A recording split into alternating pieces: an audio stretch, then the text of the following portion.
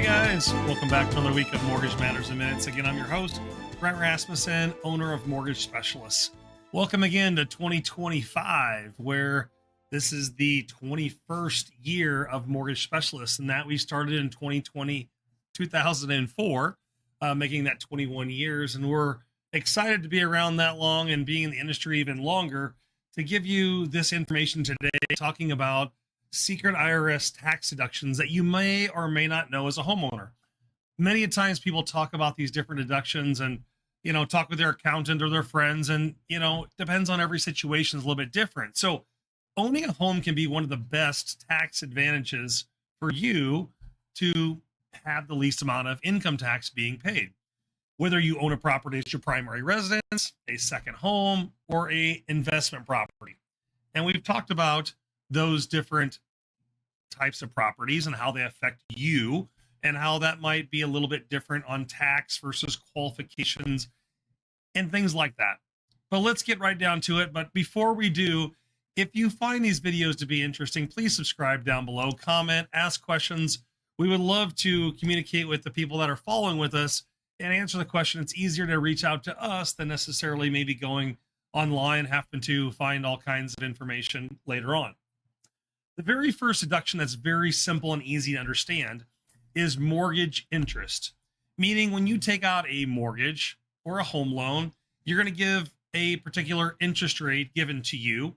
And that could be anywhere from 1%, 2%, 9%, whatever the census is.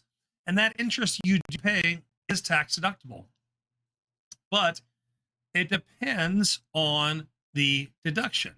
Obviously, on the time you took out the loan, if it's after 2017, you can deduct up to $750,000 of mortgage debt, or if it's prior to that, up to $1 million. So generally speaking, the interest that you pay, if you're itemizing, can be deductible. So let's talk a little bit about what the difference is between itemizing and standard deduction. Itemizing means you have enough different kinds of deductions to be able to use here or there to make that number maybe larger than your standard deduction. So if you're very young, maybe you don't have a lot of things going on, you might use standard deduction. Also, if you might be past later on in work world and you don't have a lot of things going on, you might also do the standard deduction. It's easier.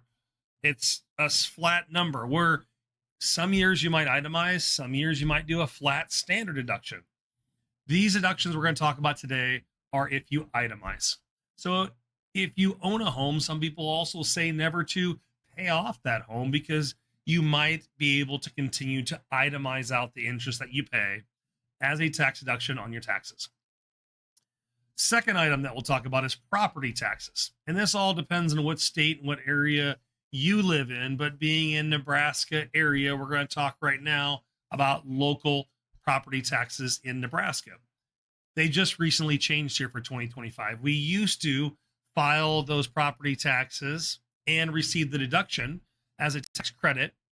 Now you're getting that deduction already on your statement of property tax before it comes to you. So you no longer have to necessarily take the property tax and file it on your tax forms in order to obtain the itemized deduction. It's already built into your payment currently, or it's built into your property tax statement that you receive.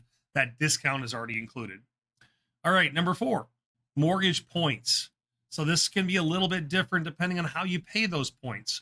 Points, what are needed for is to deduct or lower your interest rate. So we've talked many videos prior about mortgage points, which are extra closing costs as a percentage of the loan amount that you pay to gain a cheaper interest rate. Okay. So let's say maybe the going rate that day is 7%. You might want 6.75 for interest rate.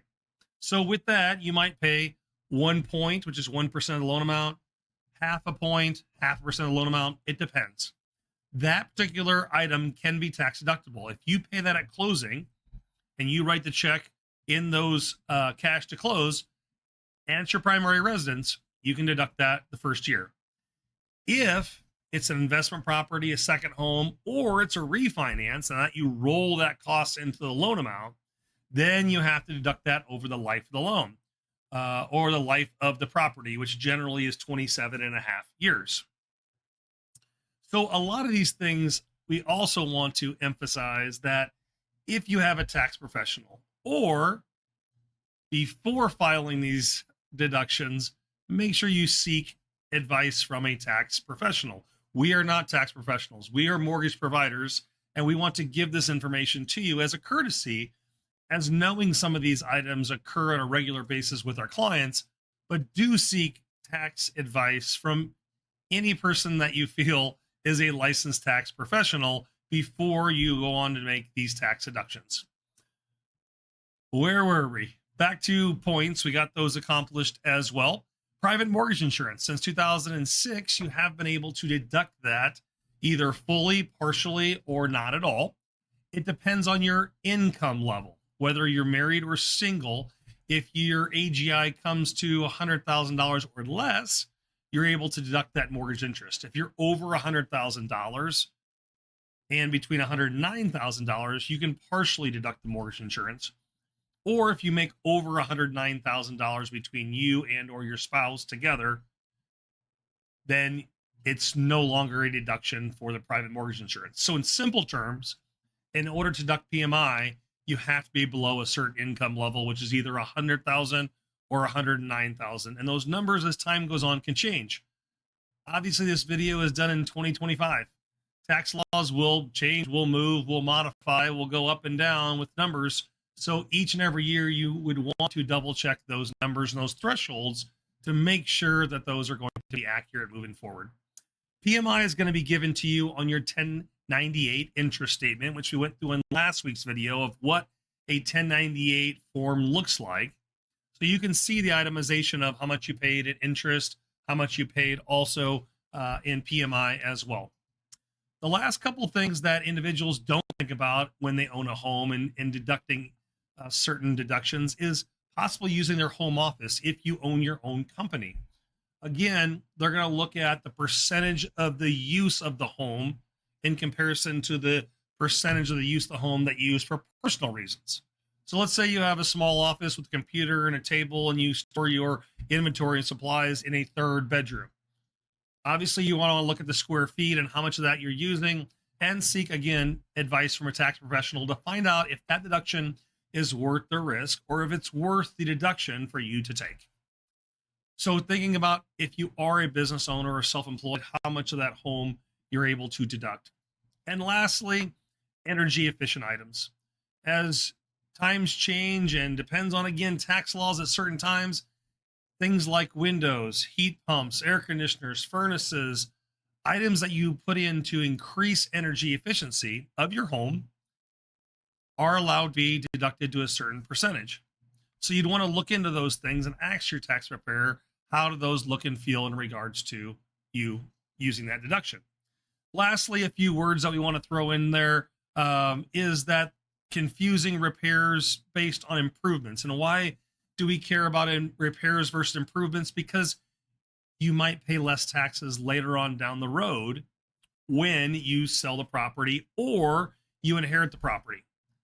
Last thing we can tell you is to keep good records, because if you can prove before selling your property as an investment or not that you improved the property with this expense or that expense, for the IRS purposes, always have to show receipts.